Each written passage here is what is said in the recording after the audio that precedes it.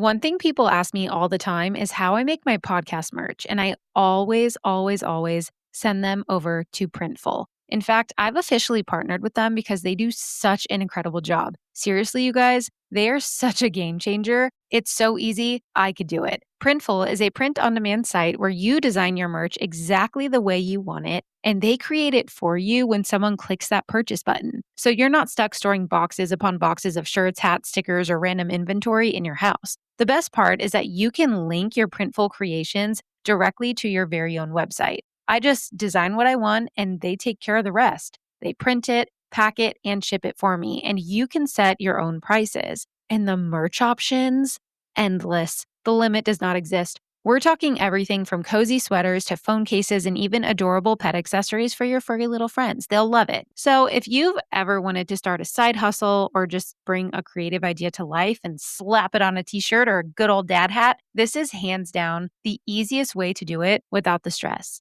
Head over to printful.com/a/suspects to let them know I sent you and get that creative juice a-flowing. The link is in the show notes to get started. Again, that's printful.com/a/suspects to let them know I sent you.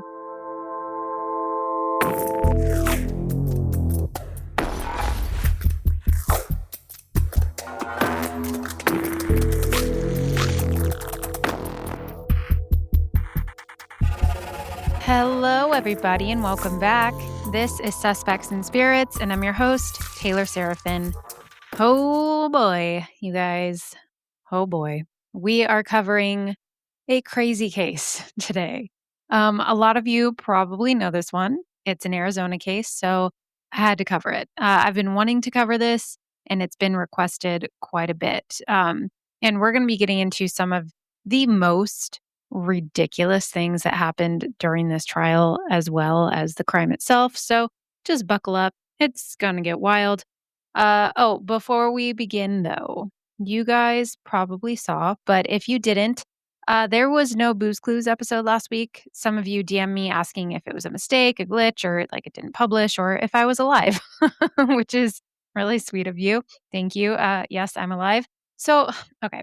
I was going to just address this in this episode, but decided to make a post explaining as well. So that's on my Instagram if you want to go take a look. But basically, it just says that my life has been very, very busy, especially right now. Husband is opening up a new restaurant and putting in a lot of extra hours. School's starting back up for me and then the kids soon as well, on top of like sports stuff, being a mom, working, scheduling issues, and then no one really consistently helping with like childcare.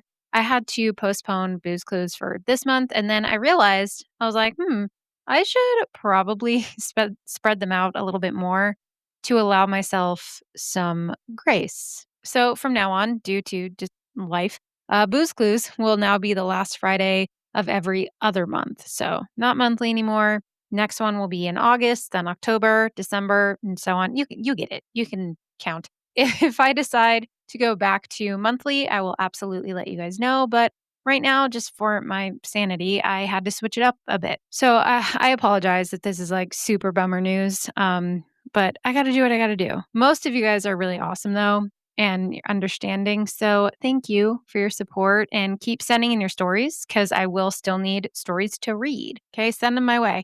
If you have ones that are like spooky Halloween themed, you can start thinking about those to send in for October, getting them in early, but yeah, that's what we're doing. Now, I don't want to spend too much time talking business or just chatting with you because this case is a lot.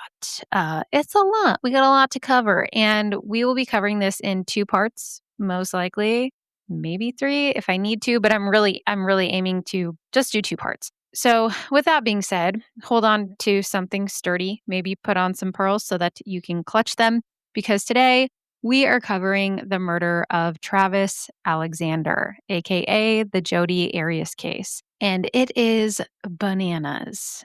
Just a little disclaimer, this episode does contain discussions of murder, abusive relationships, manipulation, graphic descriptions, and other mature themes that might not be suitable for all audiences. So listener discretion is very much advised. Now, let's get into it. On June 9th, 2008, in Mesa, Arizona, friends and family had not heard from 30-year-old Travis Alexander for nearly a week.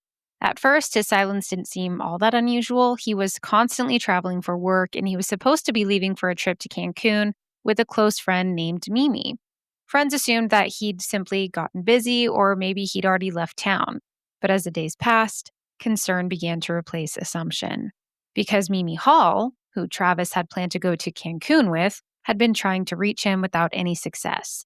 The two were scheduled to travel together, and Travis wasn't answering his phone, responding to messages, or returning any calls. So, on the evening of June 9th, Mimi drove to Travis's home in Mesa to check on him. Mimi knocked on the front door, but got no answer.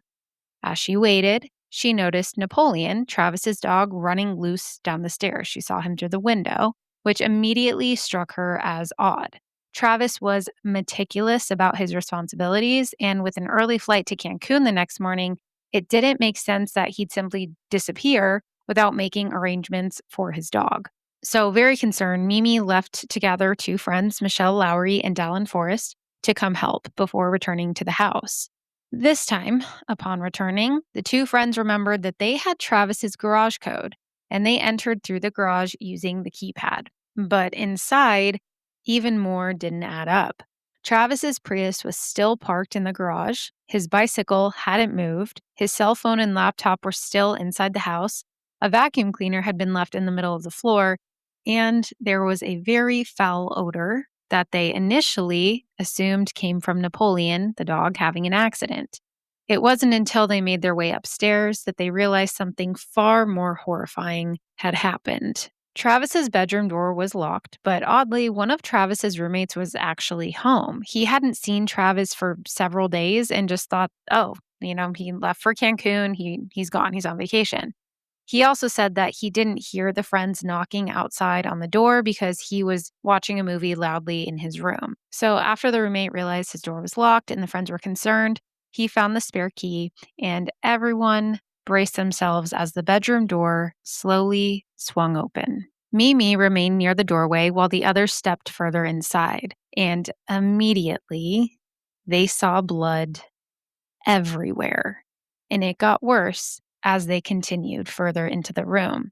There were large blood stains on the carpet and little trails of blood leading to the bathroom, where they saw even larger pools of dried blood both on the floor and on the sink countertop.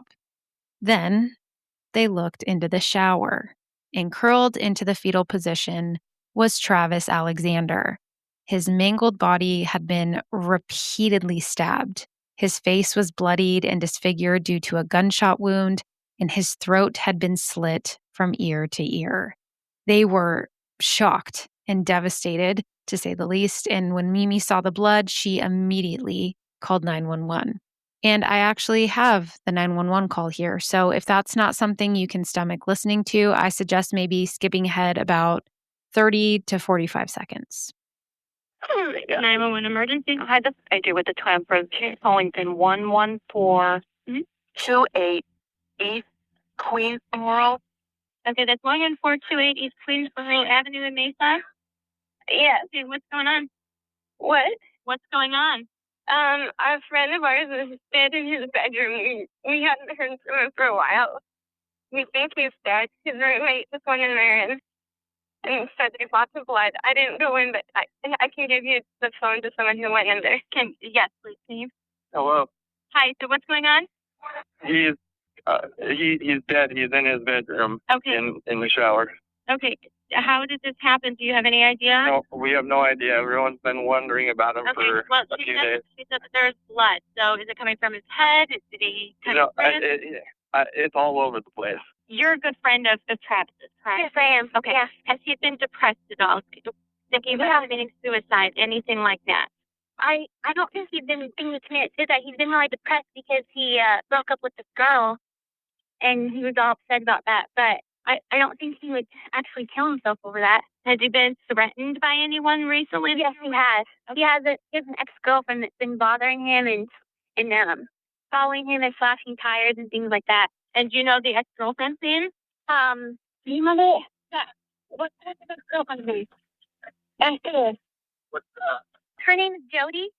So that was the very upsetting 911 call from when his friends discovered his body. One detail from that call would immediately capture investigators' attention, and that is when the dispatcher asked whether Travis had been threatened by anyone, and one of the friends didn't hesitate. She explained that Travis did have an ex-girlfriend who had been bothering him and following him and even slashing his tires. And when the dispatcher asked for her name, she said her name was Jodi. So, long before detectives processed a single piece of forensic evidence, they already had the name of somebody that friends believed had become dangerously obsessed with Travis. Within minutes, police officers, paramedics, and homicide detectives arrived at the scene. Of course, they asked all the normal questions, just like in the 911 call. Was he depressed? Was he going through a hard time? And once there were people on the scene, it was very, very clear that there was slim possibility that Travis had taken his own life. That theory disappeared almost immediately due to the amount of blood and stab wounds. The scene inside the bathroom was unlike anything many investigators had encountered. Travis Alexander had suffered multiple stab wounds across his entire body. His throat had been cut from ear to ear so deeply that the medical testimony would later describe it as a near decapitation. He had also been shot in the head with a .25 caliber firearm, and some reports documented 27 stab wounds, while others reported closer to 29 or 30. But regardless of the exact number, the violence was unmistakable. Medical examiner Dr. Kevin Horn would later testify that Travis's jugular vein, carotid artery, and windpipe had all been severed. He also noted extensive defensive wounds on Travis's hands, evidence that he had fought desperately to survive. Based on the injuries, Horn believed that the gunshot may have been inflicted after Travis had already sustained the fatal knife wounds. Investigators quickly concluded that this was not a suicide, it was not an accident, or even a robbery gone wrong. Whoever killed Travis had used multiple weapons and inflicted an extraordinary amount of violence. Investigators often refer to this level of excessive injury as overkill, or sometimes they call it frenzied, a term used when the force involved goes far beyond what is necessary to cause death. While overkill alone doesn't reveal a motive, it frequently suggests an intensely personal attack fueled by rage, emotion, or fixation. As detectives expanded their search of the home, more questions emerged. There were no signs of forced entry, the bed linens were missing, and portions of the scene appeared to have been cleaned. Investigators believed someone may have actually attempted to wash blood from Travis's body before leaving the home. Then they made the discovery that would completely change the investigation. Inside Travis's washing machine were towels, clothing, linens, and a digital camera. The camera itself had been ruined by the water. Someone had started it to try and maybe erase what was on it. But the SD card remained inside. Whoever placed it in there likely believed that running it through the wash would just destroy the evidence. Instead, it preserved one of the most extraordinary pieces of evidence ever recovered in a homicide investigation. At that moment, detectives had no idea what was stored on that memory card. They only knew that someone had gone to great lengths to make sure that no one would ever see it. And someone else had already become the focus of the investigation, and that was Jodi Arias. But before we examine why detectives quickly centered their attention on Travis's former girlfriend, it is worth asking another question, and that is, who was Travis?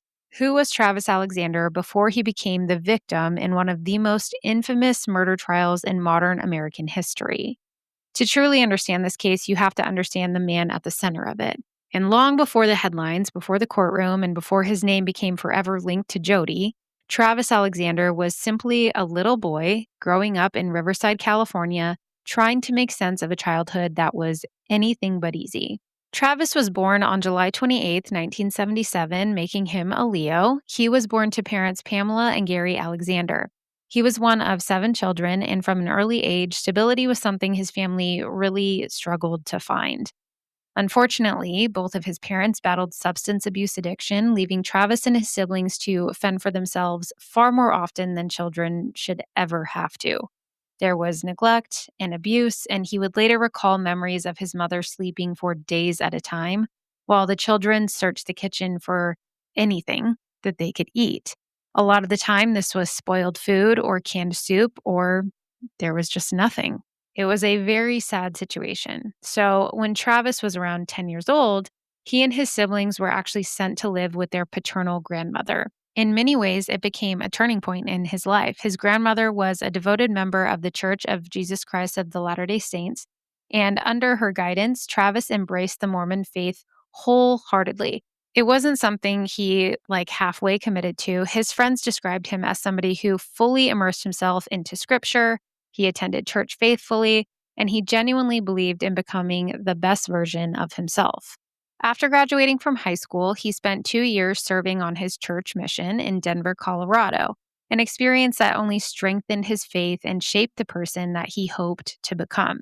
Following his mission, Travis settled in Mesa, Arizona, a city known for its large Mormon community. There, he accepted a position with Prepaid Legal Services, now known as Legal Shield, which is it's an MLM basically. It's a multi-level marketing company.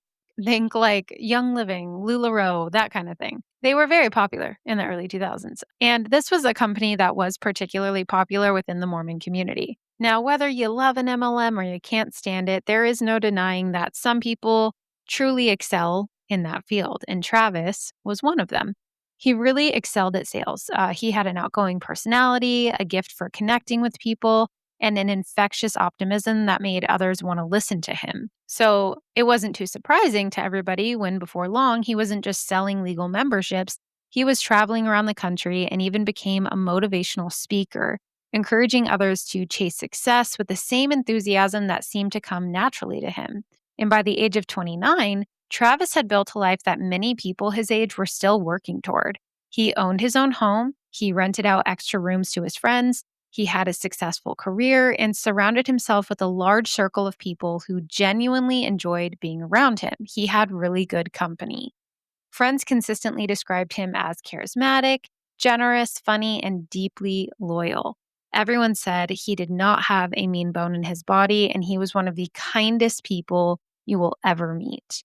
He was a type of person who seemed to make friends wherever he went.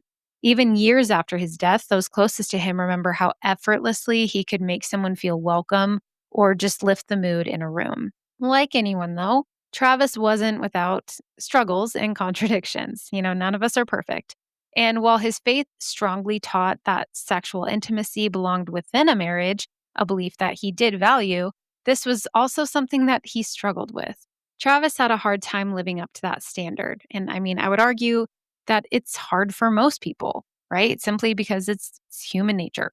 So for many people, there's really nothing wrong with this. It's not that big of a deal. But if your religion forbids it, then it can be seen as a huge no, a very big no in the Mormon community. And it can lead to a hell of a lot of guilt and internal battles and judgment. Friends and testimony later revealed that although he was of Mormon faith and he tried his best, Travis also maintained a pretty active sex life, something he kept hidden from many within his church community because he feared judgment. Publicly, he wanted to be seen as someone faithfully following his religious beliefs, but privately, he often wrestled with those choices and they didn't always align with those values. It's an important detail to this story because throughout the trial, both the prosecution and the defense would paint vastly different pictures of Travis. The reality, like most people, was probably far more complicated than any of us can really understand.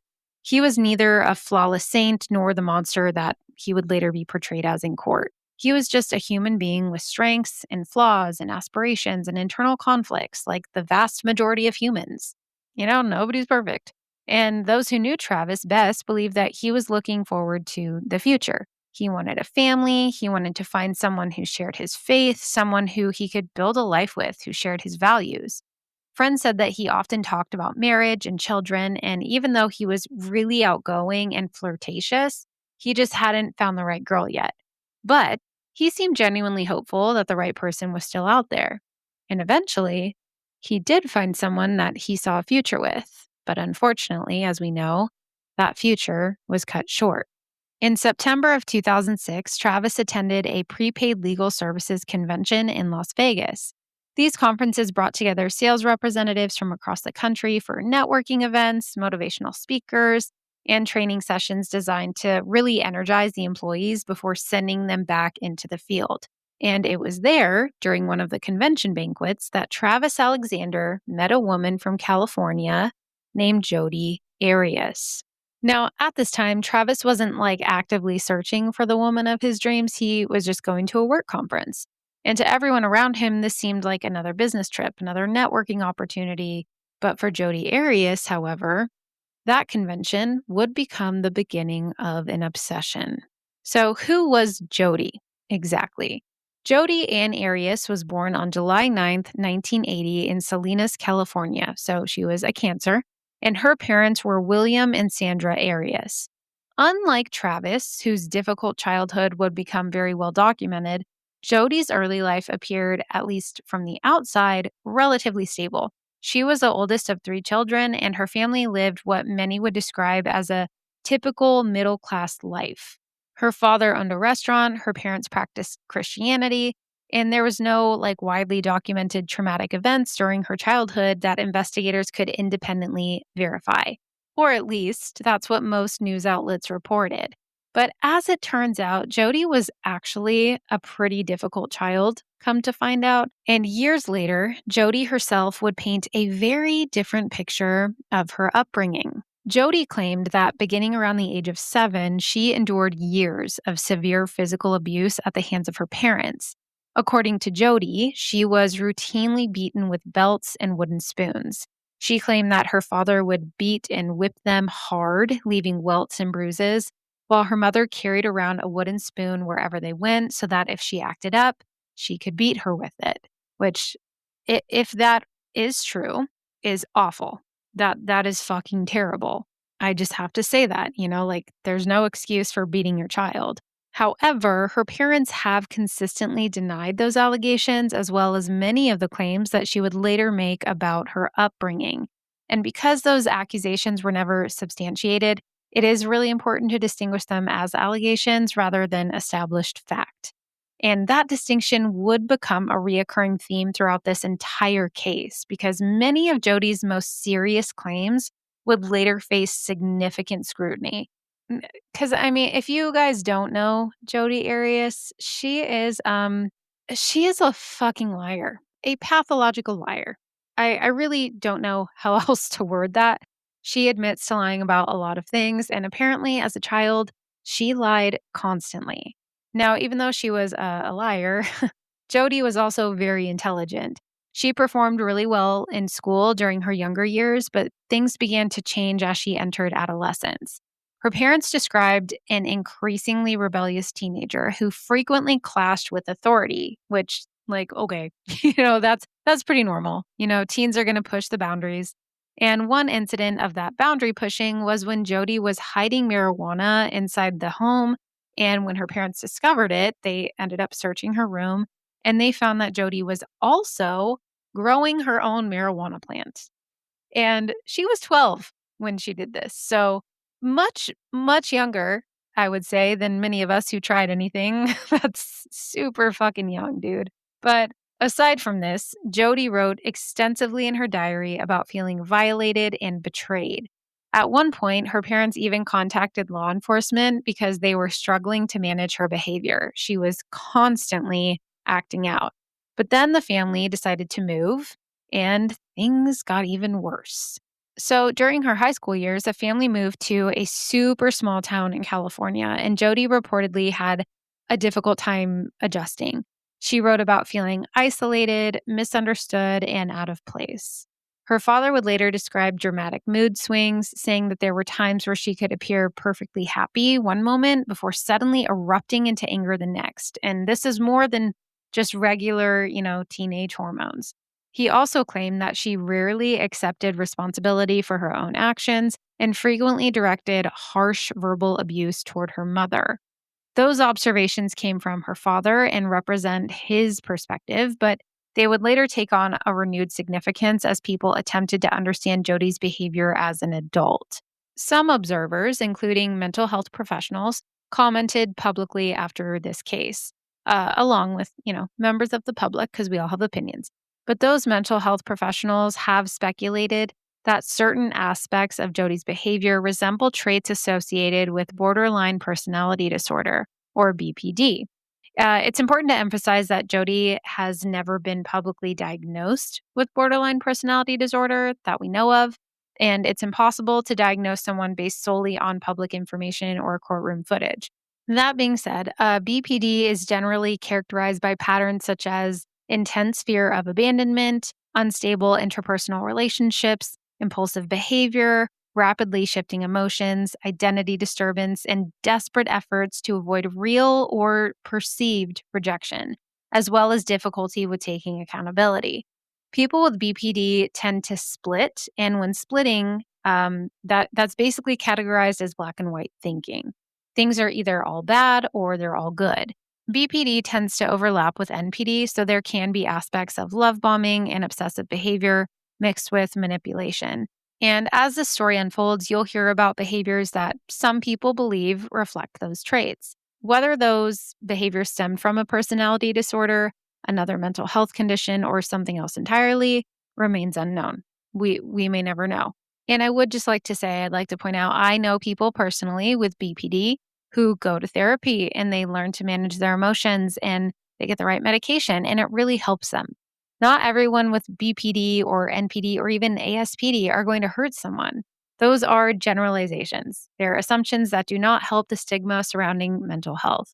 And anyone struggling with their mental health should be able to access services. So please don't just automatically assume that someone with a personality disorder or any mental health struggle is a bad person. They're not bad people, and that's a shitty assumption. So just had to add that in there. Now, eventually, Jodi did leave home. She was unhappy with the move, and she dropped out of high school during the 11th grade. She did later earn her GED, but not before moving in with her boyfriend, good old Bobby. So during this time, she had run off with Bobby. I guess they met at a carnival when she was 15 and he was 18, and she described him as her first true love. And after moving out during her junior year, she and Bobby decided to live together. But according to Jodi, Bobby did not have a job, so she worked full time at a restaurant to support the both of them. She also testified that Bobby had, quote, all kinds of wild ideas, end quote, including wanting to move to San Francisco to hunt vampires, which she cited as one of the reasons she initially broke up with him. I mean, I don't know. I think hunting vampires would be pretty awesome. I wouldn't want to kill them or anything, maybe just interview them, find myself a Louis or a Lestat to ask all my questions. But Jodi, she was not down with this. She said, no, no way. And she broke things off. According to Jodi, after they had broken up, she later learned that Bobby had actually attempted suicide, which is very sad. He was just distraught over the breakup. And they did eventually reconcile for a period, but the relationship ultimately ended due to incompatibility.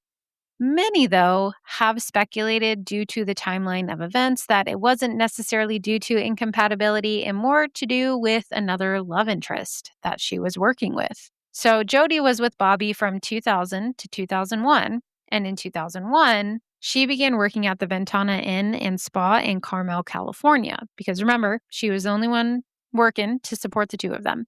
And this is where she met food and beverage manager Daryl Brewer.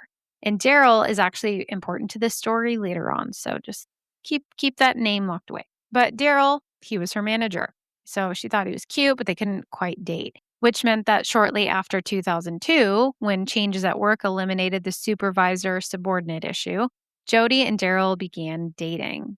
And by 2005, they purchased a home together in Palm Desert, splitting the mortgage. By all appearances, they were, building a future. They seemed happy.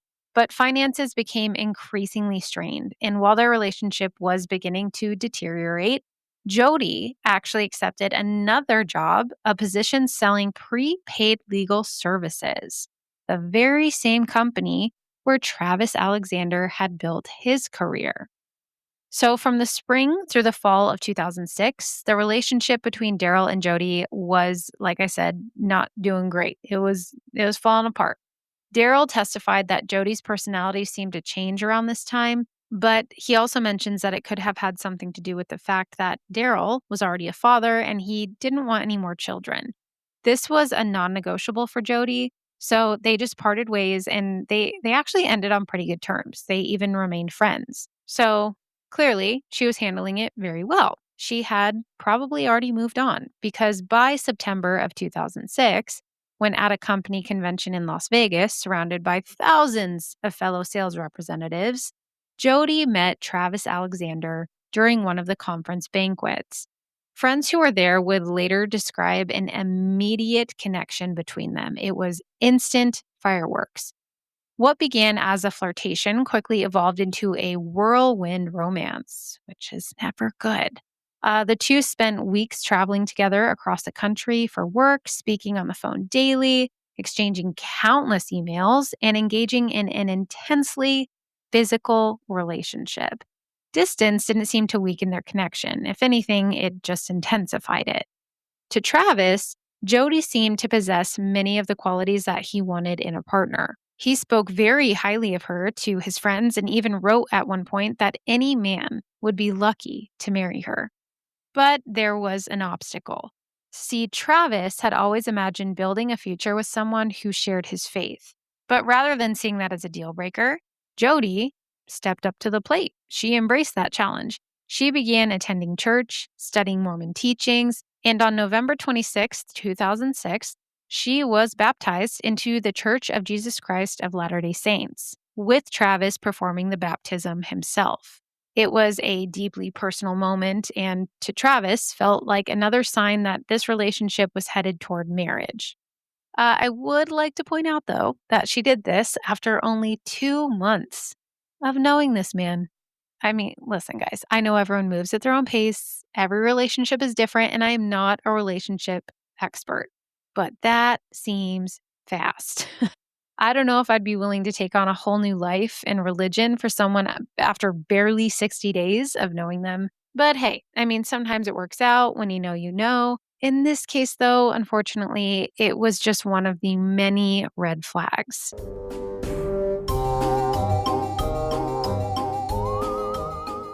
This podcast is sponsored by Bumpy Energy Drinks. You guys, I have made a lot of questionable decisions in my life, but this is not one of them. Bumpy is the best. If you've been searching for a clean alternative to an energy drink, look no further. Bumpy is a clean energy drink mixture that's designed to help you feel productive without that nasty crash afterward. It's sugar-free, has no artificial dyes, no nasty fillers, and it's packed with vitamins, amino acids, and all the good stuff that we need to really help with focus. They also use 150 milligrams of caffeine per serving, which for me is the sweet spot where I feel like awake and productive, but not like I just chewed on a power line and I'm about to astral project against my will. And they have so many flavors, guys. They have unique ones like Japanese yuzu, and they even have a s'mores flavor. I also really love that it comes in tubs, so I can just mix it whenever I need it. And it feels a lot smoother and cleaner than traditional energy drinks. My life really loves the element of surprise, and Bumpy has been coming through for me to get me through the day. So if you're like me and you've tried everything, but you keep getting disappointed, Bumpy is here to save the day. Head on over to bumpy.gg and use my code suspects10 to save some money and also save your nervous system. That's code suspects10 at bumpy.gg. Link is in the show notes to get started.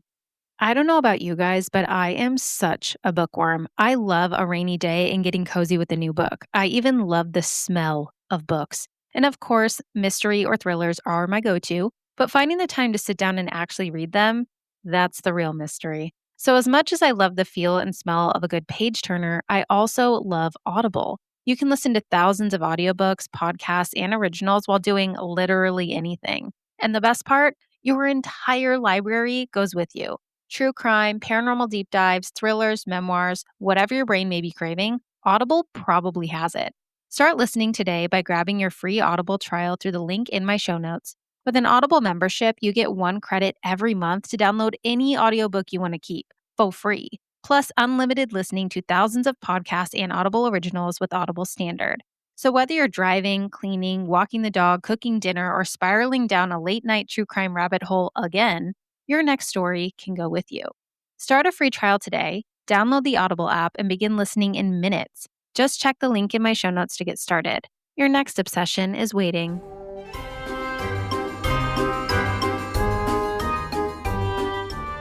But a few months later, in February of 2007, Jodi actually relocated from California to Mesa, Arizona to be closer to Travis. At first, everything appeared to be falling into place. They were no longer separated by hundreds of miles, and friends saw a couple who seemed deeply committed to one another. But beneath the surface, cracks were already beginning to form, and those cracks would soon grow into something far more dangerous. For the first few months after Jodi moved to Mesa, life seemed pretty promising. The long distance relationship was finally over, and without hundreds of miles separating them, Travis and Jodi were able to spend a lot more time together. To those on the outside, they appeared really happy. They traveled together, they attended church together, and continued building what looked like a very serious relationship. I mean, after all, Jodi had uprooted her entire life, converted to Mormonism in 2 months, and then moved states to be with him in less than 6 months. It wasn't unreasonable to think that marriage might be next. But once the excitement of traveling and reunions faded into the routines of everyday life, Travis began seeing parts of Jodi's personality that had been easier to overlook before.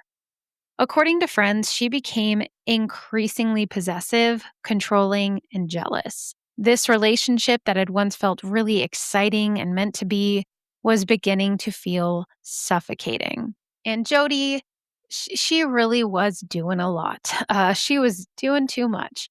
For example, she hacked Travis's email and online accounts, so that's not great. And this is probably the biggest form of boundary crossing one could perform in an early relationship, other than, cheating. So Travis had become convinced that Jodi had gained access to his email and other online accounts. According to testimony and emails exchanged between the two of them, she knew information that she should not have known and even admitted accessing at least some of his accounts. One email from Travis reads, quote, "You have invaded my privacy in the worst way possible," end quote. He also wrote that he no longer trusted her because of it. So this was clearly another big red flag. She also lied repeatedly to Travis and to his friends, and really just to everyone. And Travis frequently confronted Jodi about lying. In one email, he wrote, quote, "You lie more than anyone I've ever met," end quote. He accused her of twisting events, denying obvious facts, and then would even tell her that she only apologized after being confronted. And that theme, lying until caught, became one of the prosecution's major arguments during this trial. Jodi was also an extremely jealous person. Friends of Travis testified that she became jealous of everyone: female friends, women at church, even older women, women in prepaid legal, just women around him in general. She questioned him constantly about other women and often assumed the worst, which, if you can't trust your partner, you probably shouldn't be together, you know? Maybe go date yourself for a while. Stay single until you can be secure enough to trust the person that you're with, because that's a big deal. But wait, there's more. Jodi wouldn't respect boundaries. I know, I'm shocked. Even when they were still dating, Travis began feeling like he couldn't have any privacy at all. He complained that she wanted to know where he was, who he was with, what he was doing, and she would even sneak into his house without permission. And we're going to get into that a little later. But friends described Jodi as just increasingly possessive. She was a lot. She also became emotionally volatile. Emails between them showed dramatic mood swings. One moment, she'd be apologizing and professing her love, and then the next, she'd be accusing him of terrible, unfounded things. Then she would apologize again, and that push-pull dynamic really wore on Travis. I mean, that sounds exhausting. If you've ever been with a person like that, raise your hand. Yep, me too. It is fucking exhausting. There's no winning. You can't talk any sense into them. It can just be so frustrating. And then, of course, for them, there was the whole religious incompatibility. Because Travis, he did take his LDS faith very seriously. And after Jodi converted, which, he was happy that she did, he then expected them to live by those values. But instead, they continued having sex, which, it takes two to tango. but Travis often expressed guilt and tried to recommit himself to his faith every time. But Jodi was like his kryptonite. He just could not say no to her. And she continued to push physical intimacy, which is not cool to do to anyone, regardless of your gender or your religious beliefs or anything. Jodi she was not having any of it. Basically, she would get upset if he didn't have sex with her. So then he would have sex with her and then he would feel guilty. And then she would be like, oh my God, you don't love me. And he was like, no, that's not it. It was just a whole toxic cycle. And I do want to say that he is also at fault here because even after they broke up, he did continue to sleep with her. But I also understand that oftentimes in these relationships that become so toxic and codependent, it's not just quite as simple as cutting someone off. And this was a really big one for Travis. It felt like with Jodi in his life, he could not fully commit to his faith. Friends testified that Travis struggled with the contradiction and eventually concluded that the relationship just was not healthy for either of them, which I would agree. Clearly, you want different things, and that's okay. But on top of all of that, she was possessive and jealous, and she betrayed his trust many, many times. At one point, when he was trying to end the relationship, one of Travis's emails to Jodi said, quote, "You are the worst thing that's ever happened to me," end quote. And in another, he tells her that she had manipulated him, invaded his privacy, lied to him, and destroyed his trust. So, yeah, I'd say those are all pretty good reasons to not be with someone. Now, his friends noticed a lot of these red flags before he did, which isn't that always how it goes? Your friends are like, this person is crazy. And you're just like, no, you don't know them like I do. They're under a lot of stress. Excuses, blah, blah, blah. Nope. When someone shows you who they are, believe them. Maybe one day they'll change, but that's not your job to change them. They're not a baby. They don't wear a diaper. Get out of there. You don't need to change them. And several friends did testify that they wanted Travis to cut ties with Jodi before he finally did. People like his friends Chris and Sky Hughes described seeing warning signs that Travis either minimized or just he would hope they would improve. But ultimately, by June of 2007, Travis made the very difficult decision to officially end the relationship. And for many couples, healthy ones, that's where the story would end, right?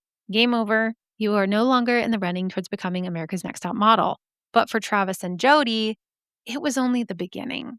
Rather than accepting the breakup, Jodi suggested something different. If Travis didn't want to be in a committed relationship anymore, perhaps they could just remain friends with benefits. I know. Girl, just stop. He said you're the worst thing that's ever happened to him. If he wanted to be with you, he would. Sex will not change his mind. Men don't view it the same way women do. So this is really just not a mature compromise. But it does happen a lot with people. Ladies, don't chase a man ever. You're not even allowed to chase waterfalls. Why would you chase a man? Men, same goes for you. If anyone is playing games, that's a hard pass. Be honest about what you're looking for and what you don't want. And if it doesn't work out, cool beans, plenty of other fish in the sea. Now, of course, that's easier said than done when you have strong feelings for someone or possibly are in love with them. But you gotta love yourself more. Don't settle for that shit. And now, with this offer on the table for Jodi, it allowed her to really remain deeply intertwined in Travis's life. And unfortunately, this gave her hope that he would eventually change his mind, which he didn't. And it didn't help that Travis agreed to being friends with benefits. So, although the romantic relationship had officially ended, the physical relationship continued. And I want to point out that in no way, shape, or form is what happened to Travis his fault. Okay, we don't victim blame here. What happened to him is Jodi's fault. Okay, poor decisions were made regarding their relationship by both parties, but she took things too fucking far.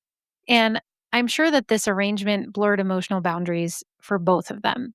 Travis appeared to view it as a really casual continuation of their physical relationship, while Jodi seemed unwilling to let go of the idea that they would eventually end up together. So she was Delulu. And as time passed, Travis slowly began moving on. I also do want to say, like, friends with benefits, if that's your jam, go for it. If that's truly like just a platonic friend and y'all like bumping ugly sometimes, go for it. Okay. Who am I to tell you how to live your life? Get yours, good for you. I just think that in these types of situations, when there are feelings involved, it's not good. Okay. It's no bueno. So that is where we're at with Travis and Jodi. And this would later cause his friends to describe a dramatic escalation in her behavior. She was not just heartbroken by him trying to move on. She was obsessed with him. She appeared determined to remain a constant presence in Travis's life, whether he wanted her there or not. It was one of those, if I can't have him, no one will situations, which is very, very scary. So when Travis began dating a woman named Lisa Andrews and was trying to, keep Jodi away, Jodi reportedly would follow them around and watch them from a distance. On one occasion, while Travis and Lisa were spending time together at Lisa's home, someone rang the doorbell, and when they answered it, no one was there. So they went out to the driveway to check, and they saw that both of their car's tires had been slashed. Now, no one witnessed who did it. This is before ring cameras, but I'm going to go out on a limb here and say, I think it was Jodi. Just got a little feeling in my gut. And the incidents didn't stop there. It got worse. Travis had really tried to keep Jodi at a distance, and she didn't have a key or anything anymore to his home, but he had given her his garage code at one point. And one thing about Jodi, she will remember that code. She also knew that Napoleon, his dog, had a doggy door. And because she no longer had unrestricted access to Travis's home, Jodi found other ways to get inside. According to testimony presented later in the trial, Jodi admitted that she would crawl through his doggy door in the middle of the night and climb into bed with him while he slept. She is unwell. She was obsessed with him. That is weird behavior. And it sounds almost unbelievable, doesn't it? Like something you would see in a movie. But it wasn't. She really did that. And it became one of the many stories that friends shared to illustrate just how relentless her pursuit of Travis had become.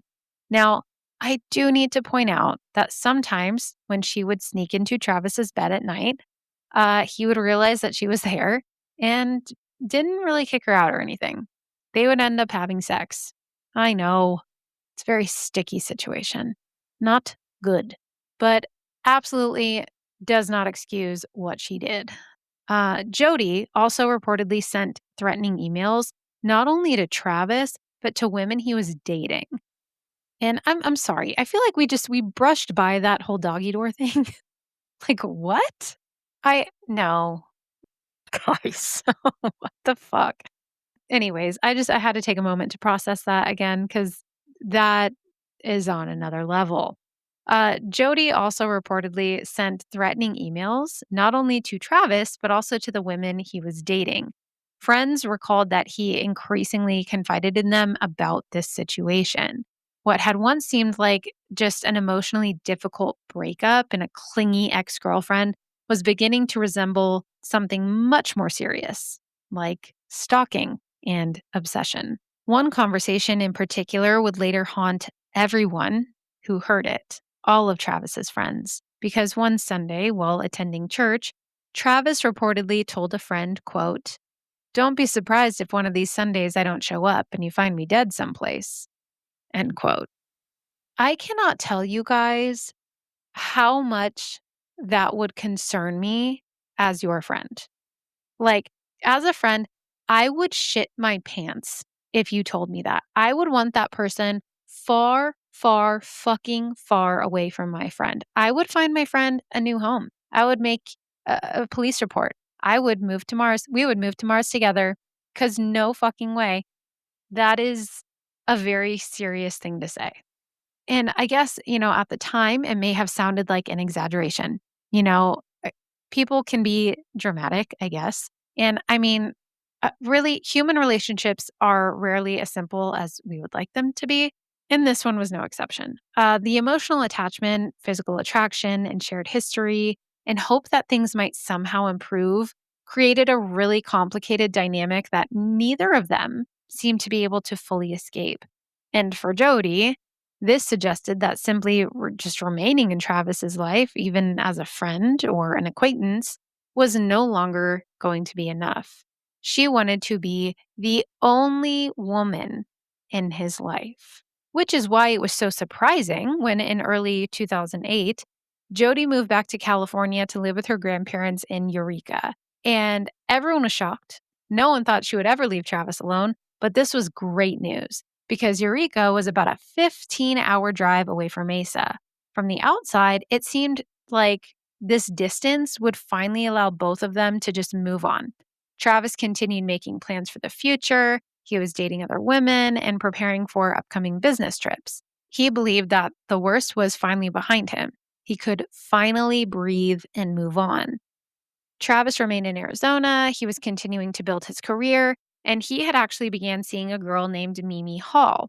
Now, Mimi, she saw him kind of more as just a friend, but she really enjoyed spending time with him. So they had planned a trip to Cancun together regardless. They figured, hey, things work out, great. If not, that's fine too. We get along really well. We're great friends. We're going to go on this trip no matter what. Friends said that Travis seemed really optimistic about the future and was continuing to meet new people. This physical distance between him and Jodi really offered a sense of relief. But then, something weird was happening out in California. On May 28th, 2008, just 1 week before Travis was murdered, police were called to Jodi's grandparents' home in Eureka, California, where she was living. The family reported that someone had broken into the house. And according to the report, several items were missing, including cash, electronics, and most notably, a .25 caliber handgun. And at the time, it appeared to be a fairly routine burglary. But as officers started to process the scene, they noticed something that didn't quite make sense. If this had truly been a burglary motivated by theft, why had other valuables been left behind? Money remained inside the home, completely untouched, and it almost appeared as though whoever entered the house wasn't even interested in stealing everything that they could carry, which is usually the case. Instead, they seemed to be after one specific item, the gun. Years later, prosecutors would argue that the burglary itself had been staged. While that was never conclusively proven, investigators believed that the primary objective may have been obtaining the .25 caliber handgun, which closely matched the type of weapon later used to shoot Travis Alexander. The gun itself was actually never recovered. They never found it. So that meant that no forensic comparison could definitively link it to the murder. Still, though, investigators believed that the timing and the caliber were extremely difficult to ignore. And this burglary was not the only thing that investigators would notice during the timeline of events, because just a few days later, on June 2nd, Jodi had rented a car in Redding, California. She told people that she was heading out on a road trip and her first stop was to visit her former boyfriend, Daryl Brewer. Remember, I said he would be important. On the surface, it seemed like nothing more than a quick visit between two people who had remained friends after a relationship ended. But during that visit, Jodi made an unusual request. She asked Daryl if she could borrow 2 gas cans. At the time, Daryl really didn't think much of it. And I mean, why would you, right? She's traveling alone. She's a young woman. Maybe she didn't want to stop for gas. There are plenty of innocent reasons why someone might want extra fuel on a long drive. It wasn't until later that investigators would realize how significant that ordinary request had been. From Daryl's home, Jodi continued south through California before eventually making her way toward Utah, where she planned to meet another man she had recently gotten to know at a work conference named Ryan. According to Ryan, when Jodi arrived on June 5th, she seemed completely normal. He did notice, though, that she had recently dyed her hair from blonde to brown, and she had several cuts on her hands. So when he was like, hey girl, how'd you get those cuts on your hands? She was like, oh, waitressing, you know, just all the waitressing. To which I say, I was a server for quite a few years and a bartender. And I can tell you that I never had cuts all over my hands. Every once in a while, maybe you'd get a little cut on your finger, cutting the fruit, for the garnishes, but never all over my hands. So that's a weird excuse. That's like a dumb lie. Say that like your friend just got a puppy or a kitten or something and they were like biting and scratching you. Like, really, really, for someone who loved to lie, she was terrible at it. She sucked. Not that you should ever become a good liar. Don't lie. Don't do that. But like, come on. Anyway, keep in mind that she met up with Ryan on June 5th. Okay. Cuts all over her hands. And the two spent time together. And eventually, Jodi wanted the visit to become more intimate. But Ryan later said that he chose not to have sex with Jodi because of his religious beliefs. But he said that nothing about her demeanor really struck him as unusual. So, when Jodi was presenting herself as just another woman on a road trip, investigators would later argue something very different was actually happening. They believed that every stop Jodi made had a purpose.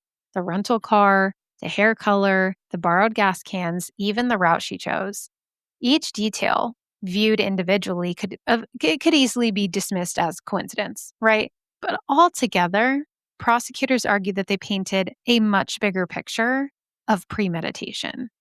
The gas cans, in particular, became a key piece of that argument. When detectives later reconstructed Jodi's trip, they realized that carrying extra fuel could have allowed her to drive through Arizona without stopping at a gas station. In 2008, paying for fuel with a credit card or debit card, or even now, that would create a timestamp, a digital footprint, your location, which investigators could later trace. By avoiding gas stations altogether, prosecutors argued that Jodi could significantly reduce the electronic trail documenting where she had been. Whether that was truly her intention remains something that only Jodi knows. But I'm going to say that allegedly, Jodi did this on purpose. She knew exactly what she was doing. And investigators also believed that this was no coincidence. According to the prosecution, this wasn't someone making spontaneous decisions as she traveled. This was someone anticipating the investigation before the crime had even occurred. And while Jodi continued driving toward what appeared to be an ordinary visit with Ryan in Utah, another stop had already been made, one that she would deny for months of interrogation. On June 4th, 2008, sometime during that cross-country trip, investigators say that Jodi made a detour into Mesa, Arizona. She was there to see Travis Alexander one last time. And someone had already taken photographs of Travis Alexander's final moments alive, as well as during and after the attack. What happened inside Travis Alexander's home on June 4th, 2008 may never be known with absolute certainty because only two people were present. One of them is dead, and the other has changed her account of that day multiple times. But while memories can change and stories can evolve, physical evidence has a way of preserving moments exactly as they happened. As investigators would soon discover, one camera captured far more than anyone ever intended. And that is where we are going to end for part 1. And we are just getting started. If you guys know this story, you know it only gets worse from here. In part 2, we're going to talk about the crime scene, the photos taken on the camera, Jodi's reactions, her behavior, and ultimately one of the most frustrating trials to ever take place. Jodi is a real piece of work. But that's enough murder for now. I have a fun fact for you, and it's a good one. It's a good one. Are you ready? I don't think you're ready. I don't think you're ready for this jelly. Okay. You guys know Mozart, right? Otherwise known as Wolfgang Amadeus Mozart. He was a composer. And he actually, at one point in his life, around 1782, composed a 6-part canon called Leck mich im Arsch. I'm so sorry if I butchered that. I don't speak German. But here's the thing about this title. This title translates as, quote, lick me in the arse. I don't know why. I had to make sure that this was factual. And it's true. A few of the lyrics in this song include lines like, quote, "Lick me in the arse nicely and cleanly," end quote. Again, in case you missed that, that was "Lick me in the arse nicely and cleanly," a true masterpiece. The piece was written as a canon, meaning that each singer enters at different times with the same melody, essentially turning it into like a sophisticated musical round about licking buttholes, I guess. Just ridiculous lyrics. So why would Mozart write something like that? I had the same question. Apparently, Mozart was real goofy. Yeah, I guess he had a really crude sense of humor. And in many letters to family members, especially his cousin Maria Anna, he delighted in toilet jokes, rhymes about bodily functions, silly wordplay, and just nonsense. He was just absurd. And I guess this is not, like, unusual. I don't know, when I think of people back then, I think that they're so proper, like, so prim and proper. But I guess among some circles in 18th century Austria and Southern Germany, playful, like, juvenile humor was more socially acceptable than we would expect. So, real interesting. I was like, was this song actually meant to be performed? Did he go up in front of people playing Lick Me in the Arse? And the answer is yes. Yes, he did. It was intended as a humorous piece among friends rather than for like a royal concert, though. So Mozart, he's a funny guy. It's a great reminder that many of history's greatest figures were brilliant and wonderfully immature. So there you go. I hope you like that one. That is a fun fact. Next time you're at a party and there's a lull, just whip out that bad boy. I'm sure it'll either break the silence or at the very least let you know how fun those people are. Well, you guys, thanks for tuning in today. That is all I have for you. I will see you all next week for part 2. If you're enjoying the pod, share it with someone who is just as dark and twisty and immature as you are. Or if you're afraid of being judged by your loved ones, just leave a review. I won't judge you. You can pick your own username. They'll never know it's you. It's very sexy and mysterious, and I love that for you. In the meantime, be good humans, don't go licking arses, and as always, remember to trust your lizard brain. Until next time, goodbye.